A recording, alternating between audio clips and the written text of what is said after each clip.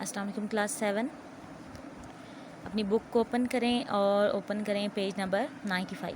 So here is the topic successive discounts. Discount एक हमने terminology पिछले लेक्चर में समझी। डिस्काउंट वो होता है कि जो किसी भी मार्क प्राइस के ऊपर डिडक्शन की जाती है, डाउन किया जाता है प्राइसेस को, और फिर वो बायर ख़रीद लेता है उसको। यानी अगर 5% डिस्काउंट है किसी प्रोडक्ट के ऊपर या 10% है, अगर 100 उसकी प्राइस से 10% डिस्काउंट है, इट मीन्स उसकी प्राइस अब 90 पे करेगा बायर। अगर उसकी 5% डिस्काउंट था तो जो बायर है वो अब 95 रुपीज़ यानी 5 रुपीज़ कम करके अपनी पेमेंट करेगा। सो सक्सेसिव डिस्काउंट वो होता है कि अगर एक डिस्काउंट ऑलरेडी था उसके ऊपर एक और डिस्काउंट दिया जाए, यानी अनदर डिस्काउंट दिया जाए, उसको सक्सेसिव डिस्काउंट कहते हैं। When a discount is offered on another discount, जब एक डिस्काउंट के ऊपर किसी भी डिस्काउंट के ऊपर एक और डिस्काउंट ऑफर किया जाता है, उसको सक्सेसिव डिस्काउंट कहते हैं। और इसकी एग्जांपल हमें बताई गई है। A shop allows an initial discount of 25% on mark price के ऊपर 25% हमें अगर डिस्काउंट इनिशियल दिया गया, सो एडिशनल डिस्काउंट इस तरह का है कि 5% इफ़ कंज्यूमर या customer usage a credit card, अगर वो क्रेडिट कार्ड यूज़ करता है तो उसके ऊपर और उसको 5% डिस्काउंट मिलेगा। यानी उसको पहला डिस्काउंट 25% का मिलेगा, और अगर वो क्रेडिट कार्ड यूज़ करेगा कस्टमर तो उसको 5% मोर डिस्काउंट मिलेगा। सो ये जो एडिशनल डिस्काउंट है ये सक्सेसिव डिस्काउंट कहलाएगा। ठीक है। So discount of 5% is offered on amount generated after allowing the initial 25% discount. So पहले जो 25 यानी अगर 100 प्राइस थी ना, सो पहला जो 25% डिस्काउंट था उससे उसकी 25 प्राइस कम हो गई, 75 हो गई। और जो 5% मोर डिस्काउंट आया सक्सेसिव डिस्काउंट, इसमें 75 में से भी 5 प्राइस कम होगी और वो 70 ओवरऑल पे करेगा। ठीक है। सो एग्जांपल नंबर 12 देखें। Our shopkeeper offers is customers successive discounts of 10%, 5% respectively. The mark price of the article is 400, find is selling price. हमने सेलिंग प्राइस फाइंड करनी है। मार्क प्राइस हमें गिवन है, पहला डिस्काउंट 10% है, सेकंड डिस्काउंट 5% है। 10% का मतलब ये है कि टोटल अगर 100 हमारी, जस्ट लेट्स सपोज हम करते हैं 100% टोटल हमारा होता है, उसमें 10% निकाला जाएगा।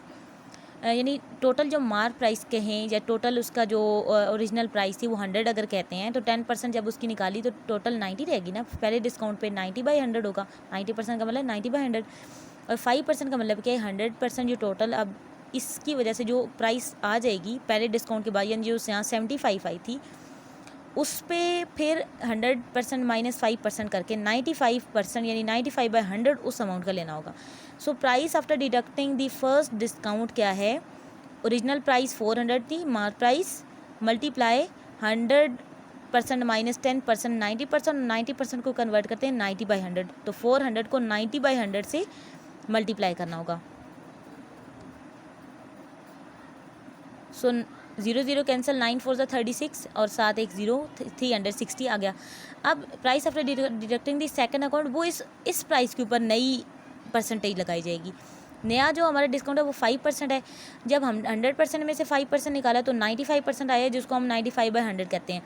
सो जो नई हमारी सेकंड डिस्काउंट होगा वो 360 के साथ जो अभी प्राइस हमने पहले से निकाली है ना, उसके साथ 95/100 करना होगा। अब 0 0 कैंसिल। सो इसको ओवरऑल जब हमने कैलकुलेटर से सॉल्व कर लिया तो 342 आ गया। ठीक है। सो एग्जांपल नंबर, सो हमारी जो फाइनल जो सेलिंग प्राइस आई है वो 342 आई है, यानी जो उसने फाइनली कस्टमर ने पे की, या जो हमारा जो शॉपकीपर है उसके पास जो सेलिंग प्राइस आई या उसने जो तय कर ली थी फाइनली, वो 342 थी। नेक्स्ट एग्जांपल 13 है। The selling price of an article after allowing successive discounts of 8% and 5% respectively is ₹437।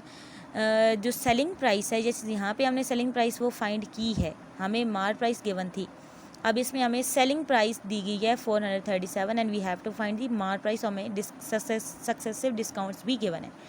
So let us consider the mark price of the article to be 100। अगर हम कहते हैं कि उसके मार्क प्राइस 100 है, then price after deducting the first discount 8%, यानी अगर 100 divide इसकी हमारी मार्क प्राइस से 100 हम लेट करते हैं, डिस्काउंट पहला डिस्काउंट 8% था, इट मीन्स जो उसकी प्राइस आ जाएगी बाय डिडक्टिंग दी डिस्काउंट डिडक्ट करने के बाद 100 में से 8 निकाल देंगे तो 92 रह जाएगी उसकी price.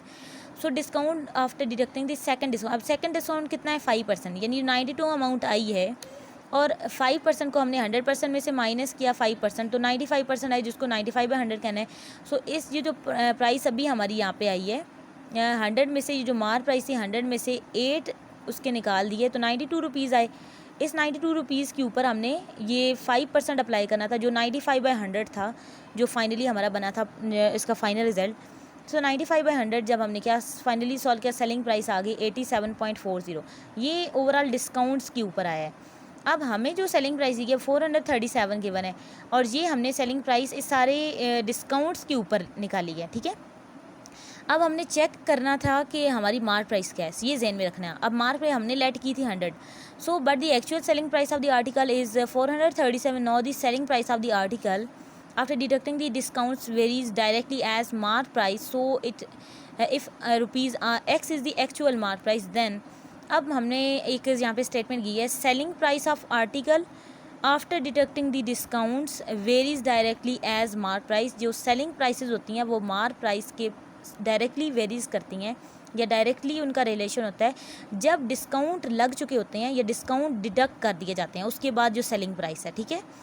So if rupees x हम कहते हैं, जो हमारी एक्चुअल मार्क प्राइस जो हमने फाइंड करनी है हम उसको एक्स कहते हैं।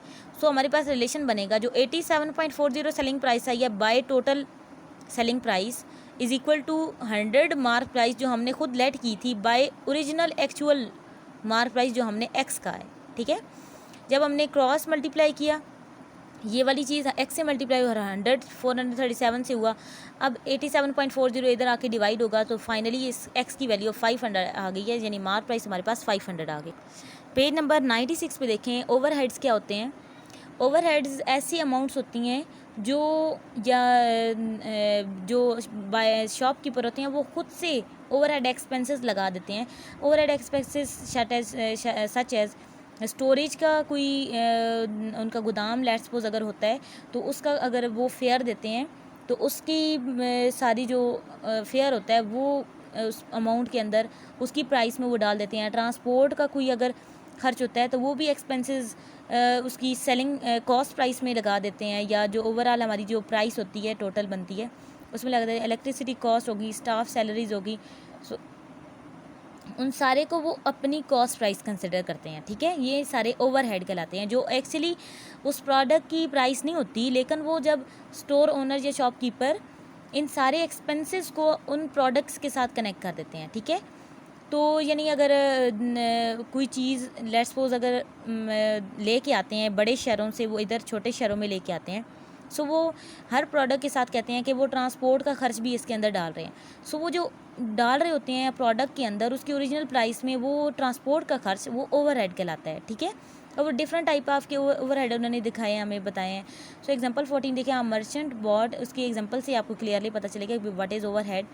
Merchant bought 12 boxes of eggs, उसने 12 बॉक्सेस ऑफ एग्स खरीदे हैं और हर बॉक्स में 10 एग्स हैं एट द रेट ऑफ ₹50 पर बॉक्स, और एक बॉक्स की प्राइस है 50, यानी 12 बॉक्सेस की प्राइस 12 × 50 होगी। By cost of buying 12 boxes हमने 12 × 50 किया, 600 आ गया। अब ही स्पेंड ₹40 ऑन ट्रांसपोर्टेशन, उसने जब चीज़ों को अपनी शॉप में लाया इन एग्स को तो उसके ऊपर ₹40 ट्रांसपोर्टेशन का खर्च आया है। तो अब उसकी टोटल ये एक्सपेंस है ना उसका, इट मीन्स वो टोटल कॉस्ट प्राइस बना देगा कि 600 जो उसकी एक्चुअल एग्स लेने की और 40 जो ओवर हेड उसका आया है या कॉस्ट ऑफ ट्रांसपोर्ट आई, तो 640 आ गया। अब उसने क्या किया है कि ही सोल्ड द एग्स एट ₹12 पर पेयर। अब पर पेयर यानी अब उसने 2-2 करके एग्स के पेयर बना दिए हैं, और हर पेयर को जब बेचा तो उसने एक पेयर पे ₹12 अर्न किया। सो हमने उसका गेन और लॉस चेक करना है फाइनली। अब देखें उसके 12 बॉक्सेस थे, हर बॉक्स में 10 एग्स थे। इट मीन्स जो टोटल नंबर ऑफ एग्स होंगे ना वो 12 × 10 होगा 120 एग्स। जब उसने इनकी पेयरिंग की एग्स की, ये अलग अलग एग्स है, जब पेयरिंग बनाई उसने तो 120 एग्स हैं, तो जब उसने 120 को डिवाइड 2 किया उनके पेयर बनाने के लिए 60 पेयर बनेंगे, 2-2 एग्स के 60 पेयर बन जाएंगे, ठीक है। अब उसने पेयर्स पर पेयर उसने सेलिंग प्राइस ली है ना, तो सेलिंग प्राइस उसकी क्या है ₹12 पर पेयर, और टोटल पेयर कितने हैं 60, तो 12 पेयर्स है ना, 12 × 60 या 720 आ गई, ये उसकी सेलिंग प्राइस है। और ये उसकी टोटल कॉस्ट प्राइस आ गया। अब देखें सेलिंग प्राइस 720, कॉस्ट प्राइस 640, तो उसको क्या होगा, प्रॉफिट होगा। और प्रॉफिट क्या होता है, selling price minus cost price, तो 80 रुपीज़ आ गया। और प्रॉफिट परसेंट हमें फाइनली निकालना था।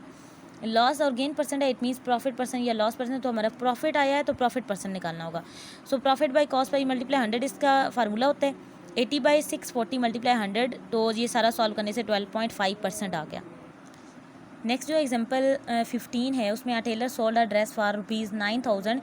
ही bought a raw material worth 6,000 and charge the rest for labour.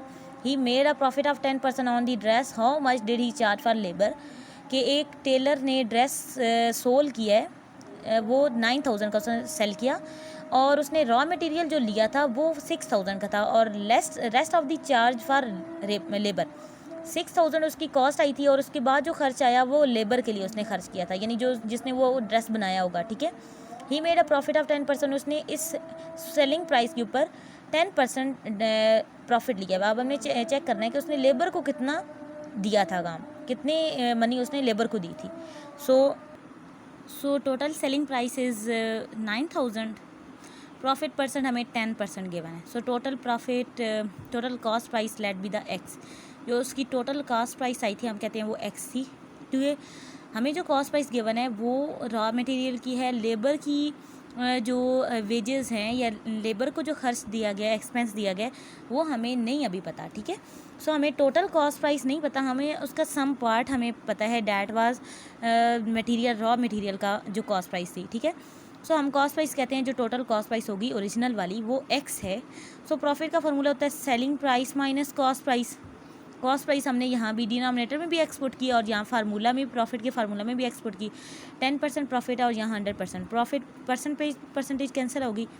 अब देखें जो 100 है इधर आके डिवाइड हो गया, तो 1/10, 10 1 is 10, 10 10 100, तो 1/10 हो गया। 9,000 माइनस एक्स, ये क्रॉस मल्टीप्लाई किया, 1 मल्टीप्लाई एक्स सिंपल एक्स हो गया, और 10 मल्टीप्लाई 9,000 जब इन दोनों से हुआ तो यहाँ पे 90,000 हो गया, और यहाँ पे माइनस 10x हो गया। अब 10x इधर आके ऐड होगा, 11x is equal to 90,000। So 90,000 over 11 जब हमने फाइनली किया तो 8,181.82 हमारी कॉस्ट प्राइस आई। अब ये टोटल कॉस्ट प्राइस आई है। सो लेबर की जो कॉस्ट आएगी, जो हमने लेबर को चार्ज किया है, उसको दिए वेजेस दिए उनको, वो टोटल कॉस्ट प्राइस में से cost price of raw material minus करने से मिलेगी। रॉ मटेरियल की कॉस्ट प्राइस क्या थी, 6,000। सो हमने जब टोटल कॉस्ट प्राइस में से वो रॉ मटेरियल की प्राइस हमने निकाली, कॉस्ट प्राइस निकाली, सो जो लेबर को हमने खर्च दिया वो 2,181.82 हमें फाइनली मिल गया, ठीक है। सो ये जो नेक्स्ट पेज नंबर 97 पे ये जो आपका टेबल है, इस पे पहले मैंने आपको सॉल्व करवा दिया, ये इसी रिलेटेड टेबल है, ये आपने करना है, होमवर्क में है। सो पहला मैंने आपको करवा दिया, यहाँ पे आपको selling price, cost price, overhead दिया हुआ है। So total cost price in दोनों को ऐड करने से आएगा 250 हो गया। टोटल कॉस्ट प्राइस होता है कॉस्ट प्राइस प्लस ओवरहेड, ठीक है। सो सेलिंग प्रॉफिट तब होगा जब हमारी कॉस्ट प्राइस लेस होती है सेलिंग प्राइस से। अब 270 है और इन दोनों को ऐड करने से 250 बन रहा है, ये कॉस्ट प्राइस आएगी टोटल, ठीक है। सो 250 छोटा है ना, 276 बड़ा है, इट मीन्स प्रॉफिट हो रहा है। Selling price minus cost price क्या, 26 हमारा प्रॉफिट आया, और profit percent 26 by cost price multiply 100 करके 10.4 मिला। सो नेक्स्ट ये जो पार्ट्स हैं आपने खुद करने हैं, इनके हिंट आपको दिए हैं। जो सेकंड वाला है इसमें एग्जांपल 15 को फॉलो करना है, लेकिन वहाँ पे हमें प्रॉफिट दिया हुआ था, इसमें आपको अब सेकंड वाले में आपको लॉस दिया हुआ है रुपीज़ में, और सेलिंग प्राइस और ओवरहेड दिया हुआ है, और कॉस्ट प्राइस अब कहते हैं कि वो एक्स है, ओवरहेड दोनों मिला के टोटल कॉस्ट प्राइस होती है। तो लॉस का फार्मूला होगा total cost price minus selling price, और टोटल कॉस्ट प्राइस हमारी कॉस्ट प्राइस प्लस ओवरहेड होता है। कॉस्ट प्राइस मैंने कहा एक्स है, ओवरहेड 350 है, माइनस सेलिंग प्राइस 3000 है, तो ये लॉस आ गया 60। सो ये सारी चीज़ें सॉल्व करने से यहाँ से आपको एक्स की वैल्यू मिलेगी, और जब एक्स की वैल्यू कॉस्ट प्राइस आपको मिल जाएगी तो इन दोनों को ऐड करने से टोटल कॉस्ट प्राइस मिलेगी, तो लॉस परसेंट आपका मिल जाएगा। लॉस परसेंट के लिए आप फार्मूला यूज़ करेंगे, loss by total cost price multiply 100%। Total cost price वो है जिसमें कॉस्ट प्राइस ओवरहेड दोनों होते हैं, ठीक है, और लॉस ये ₹60 है, ये आपने फिर फाइंड कर लेना है। और जो नंबर 3 वाला है इसमें आपने यूनिटरी मेथड लगाना है। यूनिटरी मेथड ये वाला होता है, ये एग्जांपल मेथड नंबर 1 है ऑन पेज नंबर 93, ये यूनिटरी मेथड है, इसको फॉलो करके आपने ये वाला क्वेश्चन करना है, ये वाला। उसके बाद ये लास्ट वाला क्वेश्चन भी यूनिटरी मेथड से हो जाएगा। और ये वाला जो क्वेश्चन है इसमें आपको देखें कॉस्ट प्राइस सेलिंग प्राइस दी हुई है, प्रॉफिट दिया हुआ है, जस्ट प्रॉफिट परसेंट निकालना है। प्रॉफिट परसेंट का फार्मूला क्या होता है, profit by cost price multiply 100, बस सिंपल ये आपने लगाना है और प्रॉफिट परसेंट आपका फाइनली आ जाएगा।